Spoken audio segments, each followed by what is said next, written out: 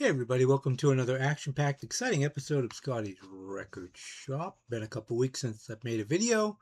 Of course, a couple weeks ago we had 4th of July weekend here in America, so hopefully you had a great 4th of July weekend. And to all of you in Canada, I haven't forgotten about you guys. Hopefully you had a great Canada Day on July 1st. And then over the course of that week, the family got a brand new grandchild, so that's kind of been, you know, focal point, right? Brand new grandbaby, number two for me, by the way. And so last week there wasn't a video. It is what it is. Life happens, so embrace it and have a good time if you can. Uh, while I was gone, we gained some more subscribers. So hello, welcome to all our new subscribers. There's a handful of them. So I say in every single video, I appreciate each and every one of you. I really sincerely do. I look at the comments, don't always get a chance to reply. Usually I try to put a thumbs up. Uh, and the funny thing is somebody's made a kind of a smart ass comment. The great thing about even those comments, the quote unquote negative, I really don't care because like I worked in psychiatric nursing for God knows how many years. I've seen it all. I've heard it all. There's nothing you guys can throw at me that's gonna like make me go, oh no, my feelings are hurt. Whatever. But the great thing about even the negative comments, the algorithm just knows it as a comment. So it's you interacting with the channel, which makes the channel appear to be growing, which is great. So you're actually helping me anyway. So thank you. Okay. Okay. Um, today is a request for a ranking, and I was missing one CD. I had it on vinyl, but I wanted to do all CDs or all vinyl, and I've been into CDs lately a little more. Um, and it took forever for the CD, and it's one of them that I don't even care for that much, but I had to get it. I'm a completist. So now that I have it, I can do this. And the ranking is going to be of the band Bad Company. We're going to look at the entire discography, not just the Paul Rogers stuff. Uh, I have a little bit of a beef about how the Bad Company camp treats their catalog, and I'm going to get into that. And I'm going to and it's going to be some maybe if we get real about this, it won't be too many hot takes. But if we're like just defending the Paul Rogers, and no matter what Paul Rogers did, it was better than everything else, no matter how bad it really was, then there might be some hot takes in here. But 11 studio albums. Theoretically, there are 12. Okay, Stories Told and Untold, which was the last album they did, is like half new songs, half reimagined, kind of earthy versions of older Bad Company songs. I'm not going to include that because half of it is remakes. And some people really don't like that album. I don't mind it. I mean, hell, I'd rather listen to Paul Rogers singing his songs, rocking out, than the third singer. By the way, they had three singers. Uh, one of them's very controversial, and I'm going to get into that, and I might piss some people off. But hey, let us know in the comments downstairs what you rank these at. My rankings are just my rankings, and they could change tomorrow to some extent. Number one in this pile is number one. For me, it's not changing. One, two, and three really are not changing at all. They've been this way forever. I've dug this band since 1974. My older brother got me into them. And I don't think the top are going to be very controversial for anybody. I mean, really, you know. So let's get into it, shall we? Okay, 11 studio albums that we're looking at today. Okay. At number 11, probably one that everybody's going to put towards the bottom. Here Comes Trouble. The last studio album. Whoops, got some glare going on here. The last studio album with Brian Howe. Brian Howe was the second singer.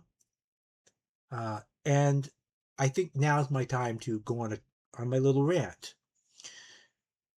The band, when they look back on this era of their catalog in kind of video, biographies, they shit all over Brian Howe. This was a mistake. This was terrible. This was wrong. We humbly apologize. We should have never put out an album without Paul Rodgers. Womp, womp, womp, womp, womp. You know what?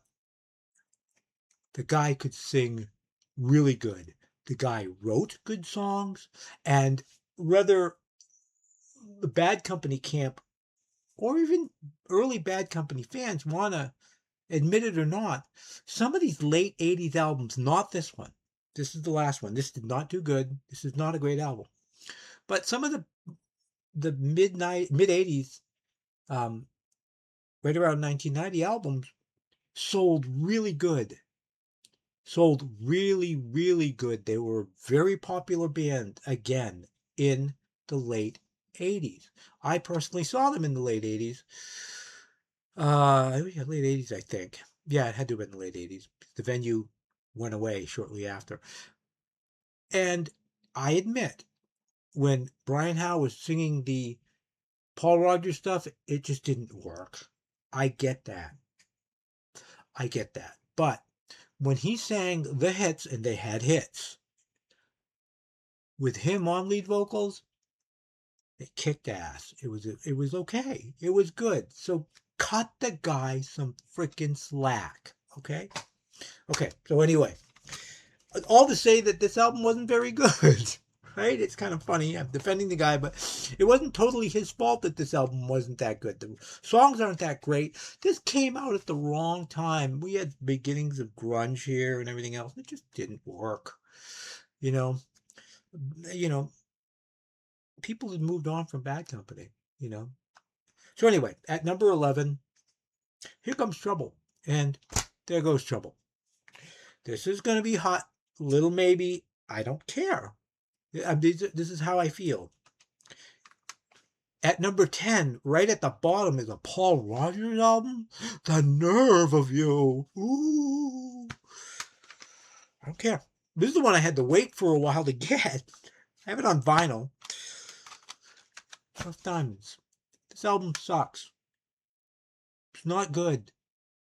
The one hit single on here, there's actually a couple of good songs on here. Okay, I'll be fair. A couple of decent songs. Electric Land it's an okay song. Okay, so when this album came out,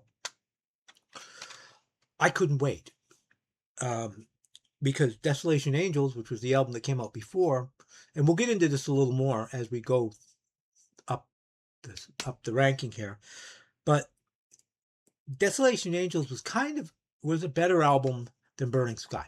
Okay, just say that. And so when that came out and I heard it, I was like, oh, right, Bad Company's back. No, it wasn't as good as the first couple albums, but still, it was a pretty damn good album, I thought. So, new Bad Company coming out. It came out. I ran to my record store and I bought, obviously not the CD. I still have the vinyl downstairs.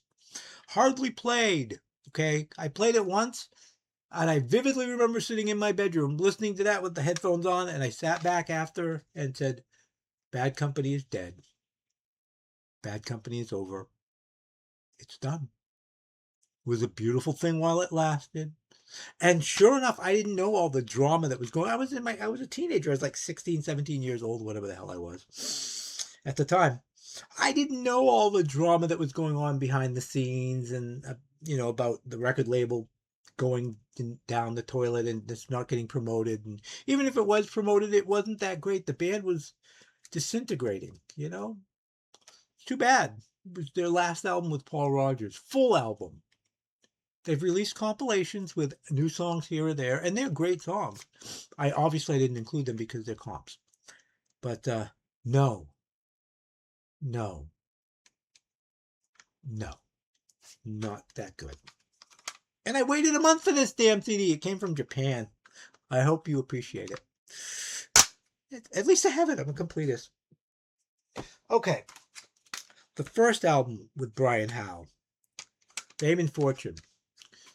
Not it's better. I know some of you will be insulted that I've actually put this higher than this, but it would take another album or so before this incarnation of the band really got hot. This just wasn't that great. It was mid 80s. They were kind of getting used to each other. I mean, it had some okay stuff on it. Didn't get a lot of airplay on our stations up here in northern New England. Got a little bit of airplay, but you know, there was such resistance because, and I want to sound, I want to make it sound like, I don't want to make it sound like, I'm sorry, that I'm shitting all over Paul Rodgers, because I'm not. Paul Rodgers is one of the greatest vocalists of all time. I adore his work, okay? But for Brian Howe to step in was a death sentence. It really was. You know, you're replacing who? And the funny thing is I was thinking about this last night when I was trying to think through this whole video, what I was going to say. Lo and behold, Paul Rodgers stepped into the same pile of poo a little later on when he joined Queen to take over after some famous guy named Mercury, who couldn't be replaced. Even with a great singer like Paul Rodgers. The Cosmos Rocks actually it's got some moments that are okay. It really does, actually. If you treat it fairly, I didn't mind it. But it really wasn't a Queen album. It really definitely was Queen plus. That's what it even said, Paul Rodgers. It just didn't, it's certainly not a great Queen album. And when I did my Queen ranking, I did not put it even in the ranking because it's really not a Queen album. You know, 2 out of the 4 members weren't even there. So anyway, but this is okay. It certainly wouldn't be where I would send you to get acquainted with the Brian Howe stuff. But so this is at number 9. Number 9. Number 8. The one and only album, well, complete full album. With this, I cannot remember the guy's name. I before when I pressed record, it was right here and gone. That's okay. He did 2 albums. He did this album, and he did the album that came out after, which was Stories Told and Untold. This is more of a return to form, believe it or not. This is not a bad album. Believe it or not, this is not a bad album. His voice was more of a bluesy kind of voice, more suited for Bad Company stuff. I never saw them live, but and the Stories Told and Stories Untold isn't a good representation because they kind of really changed the arrangements of of the Bad Company songs that they did on that. But live, he probably could do the stuff rocking fairly good. And this is not a bad album. It's sunk like a stone. It did. Because this came out in 1995. I'm going to be really honest with you. I didn't even know this came out at the time. I didn't have a clue. You know, the world had long since moved on from Bad Company. It's too bad because this is not bad. I almost ranked this next one below this one because it's kind of how I feel, but I figured I pissed enough Paul Rodgers fans off already, and I didn't want, to piss them off anymore. So at number 7, Burning Sky. Burning Sky, the song Burning Sky, is a classic. Killer Bad Company song. Unfortunately, this record does not live up to it. It's the crown and the jewel. It's the crown jewel on this album. There's okay stuff on here, but nothing that really. It's Bad Company, but it's kind of like Bad Company by the numbers. It's Bad Company on autopilot, kind of. I'm not talking about Burning Sky. I'm not talking about that song. Okay, I'm talking about a lot of the other songs on here. They're okay. They're, like I always say, they're serviceable. They are. They're not bad. I'll listen to this once in a while, but really, got the Swan Song thing, by the way. I certainly, I'll reach for the next 1, 2, 3, 4, 5, 6. Yes, I'll reach for the next 6, believe it or not, before this. And this may piss some people off because there's some Brian Howe coming up again. Okay. The second album with Brian Howe on lead vocals, Dangerous Age.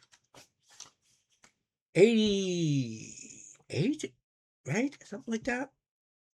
This is a better album. They're getting pretty damn good here as far as I'm concerned. This got airplay. Some of the stuff on here got airplay, and the record sold better. Fame and Fortune didn't really sell at all, hardly. But this did sell more. This, and this was where the band really started to gel for me. They were not the blues rock band that they were in the 70s. They were kind of like this poppy rock metal thing, kind of, I guess. I almost don't want to use the word metal with them, But when this stuff kind of is like a Bon Jovi kind of, in a way. That kind of poppy rock kind of stuff. And that was the direction they went into. And they did well with this stuff. It's okay. Okay. So that would be the number 6 album. And I do enjoy that. I do listen to this more than I listen to this. I just wish this had better songs on it through and through. I'm sorry. I want to like that Burning Sky album a lot more than I do. And when it came out, I was disappointed because we heard Burning Sky on the radio, and this album's going to kick ass. This is going to be a great album. No. When they started playing this on the radio, at first it was like, no. I was like everybody else. It's like, no, it's not Paul Rodgers. This is not Bad Company. This is not good. No, I resist. Talk to the Hand. There you go. Talk to the Hand. But my resistance was worn down. I have to admit it's pretty damn good. Okay, now the album that I would point, if you want to hear the best album, in my opinion, that Brian Howe was on, was this, Holy Water. This was the tour that I saw him on. This is a good album. If you put yourself in the mindset, this is not the old Bad Company, okay? This is the new Bad Company. This is the, I don't know what the hell to call them. I want to say power pop. It's not power pop. It's the new sound. I don't know. This is a damn good album. This really actually is. For the style of music that this is, for the market that they were going after at the time, this was a damn good album. And I'll remind you, yes, I'm going to say something negative about Paul Rodgers. A great singer. Please, again, right? I love Paul Rodgers. I've said that. What the hell was he doing? I mean, he did The Firm, which, quite honestly, yeah, he did some other stuff, but these guys were making good albums at this point in time. His old band was, so good album. Okay. Down to the top 4. Yes, it's all Paul Rodgers now. Okay, it's okay. Breathe again. I'm half joking, and I'm saying I'm half joking because I know I've talked to people who've gotten aggravated with me that I actually like this, and I actually like this. They really got kind of irritated with me. It's like, that's fake. That's crap. So I'm trying to, I know that may be some of you out there. It's only a little silly ranking.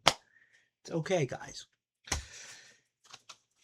After Burning Sky, I was a little hesitant, but I remember the day my parents went out shopping, and every once in a while, when there was a little extra money around, hey, you want us to pick you up a record? It didn't happen very often because we grew up pretty poor, but Yeah, Mom. Yeah, Dad. I figured since I wasn't paying for it and I wasn't going to lose any money, can you pick up the new album by Bad Company called Desolation Angels? And they went, yeah, sure. Okay. Mom wrote it down. Kind of was a little bit aggravated that Desolation Angels, is that an evil album? We won't even go into that. But and my attitude was, hey, if it was like Burning Sky and it wasn't that great, then I didn't lose any money. This was pretty damn good. I remember them bringing it home. It was weird. Not that it matters, but I remember listening to it, and we had a massive thunderstorm going on at the time. And I probably should have turned off the stereo and everything else, but I was like, "Been pretty good." I knew the Rock and Roll Fantasy. I knew that song, and other than those synthetic drums, sound, I thought it was a great song. You know, and the rest of the album is pretty damn good too. Um, again, not as good as the top three, but definitely a good album. I enjoyed it, and I still enjoy it today. I still do. So anyway, at number 4 for my rankings from 1979, Desolation Angels. Number 3, it's cliche, but these are the 3 albums most everybody has for their top 3, and that's okay. Because if they deserve it. Number 3. Number 3 and number 2 could switch from day to day. They're kind of equal. I love them all. Running with the Pack. This was a great album. 1975? Yeah, I think it was 75 that came out. Remember, my brother picked it up. We were big Bad Company fans. The original cover, actually, I don't know if it was this way in the UK or not, but in the United States, it was like a mirror kind of silver shiny, kind of chrome looking cover. It was really kind of cool. This is just this kind of grayish thing, kind of like the cover for "Look at Yourself" by Uriah Heep, with a little window there, looked like a mirror, right? So that's how this kind of was, in a way. Uh, Really, really good album. I think the weakest song on here, and I still love it though, is their cover of "Young Blood." There was a part of me that was like, I would like to have heard another original Bad Company song, maybe more than that, but it works perfectly fine. You know, um, just a really damn good album. At number 3 from 1975, Running with the Pack. Number 2, I've seen some people who put number 2 at number 1. They flip these two. I'm good with that, sort of. I don't think this is quite as good as the first album, but I think these have all 4 of these last 4 have sentimental value to me. I was young, hanging out with my brother, bonding with him, and listening to music, and those are always going to be special memories for me. And when the first album came out, I'll show you. Yes, you know what the first album number 1 is, but number 2, Straight Shooter. What can I say about this album? I mean, there's stuff that's on here. There's 3 tracks on here that get played regularly still on classic rock radio. Shooting Star and obviously Feel Like Making Love. Good Lovin' Gone Bad. What a great way to start an album off. Something I've noticed on this, and I've noticed it on the album, at the very end, there's a little bit of tape dropout. There's something for you guys to drive you guys nuts to listen to. Listen to the song towards the end in one speaker. I can't remember if it's left or right ear. There's a little slight tape dropout. Really weird, but it's always driven me nuts. I don't know why. I'm very like, why the hell did you do that? But and it's on everything. I mean, it doesn't matter if it's. I mean, I have an original album downstairs. This is a.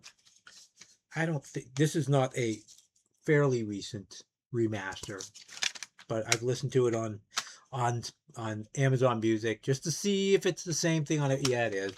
There's just a little bit of tape dropout. Just saying. Great album though. Their second album from 1974. They put out 2 albums in 74. Damn good. You know what?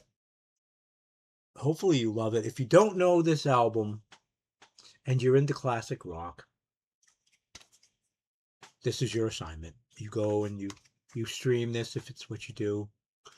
You will not be disappointed. I've only heard, it's kind of funny, there's a channel that I love called Taste Like Music. It's 3 guys, I think it's still 3 guys, that do a lot of ranking. They got a great thing going. And one of the guys does not like Bad Company, finds him boring, and he's seems to be at the age where he would really dig this stuff. And I just, dude, I don't know. I don't get it. But I kind of get a kick out of it because in other videos, not even related to Bad Company, he'll go, yeah, this kind of reminds me of Bad Company, kind of boring and kind of blah, blah, blah, blah, blah. It's like, there's nothing boring about this album to me. Vividly remember shortly after this came out, and Can't Get Enough of Your Love was getting heavy rotation, and other things as well. We had a brand new rock station up here, it had just gone on the air in 73, and they were pounding on this. And they were pounding on this album. They were playing a lot off of it. My brother's like, I gotta get it. And I'm thinking at 8 or 9 years old, whatever I was at the time, it's like, yeah, you got to get it. And he did. And we listened to this a lot. And I still love this album. And to this day, and it will always be my favorite Bad Company album, Badco, from 1974, early 1974. Alrighty, kids. That is my ranking of Bad Company. And again, like I said, downstairs, there's comment section. Let everybody know how you'd rank them. Your rankings are right because they're your rankings. You know what I mean? It's don't pick on people if you don't agree with their rankings. Like, subscribe, share. The channel is growing a little bit, which is really kind of cool. I really appreciate this. Anyway, got do I want to say exciting ranking coming next week? It's exciting, but it's sad. We're going to, as long as everything goes okay, because I have everything, we're going to take a look at the Ozzy Osbourne catalog. We're going to rank Ozzy's albums next Saturday in his memory, because this coming week marks 1 year since Ozzy passed away. So we're going to deal with that. If you've got a suggestion, too, of a group that you would like me to do, doesn't necessarily mean I will do it, but you'll never know unless you put it in the comments, okay? All right, kids. Until next time, peace and love.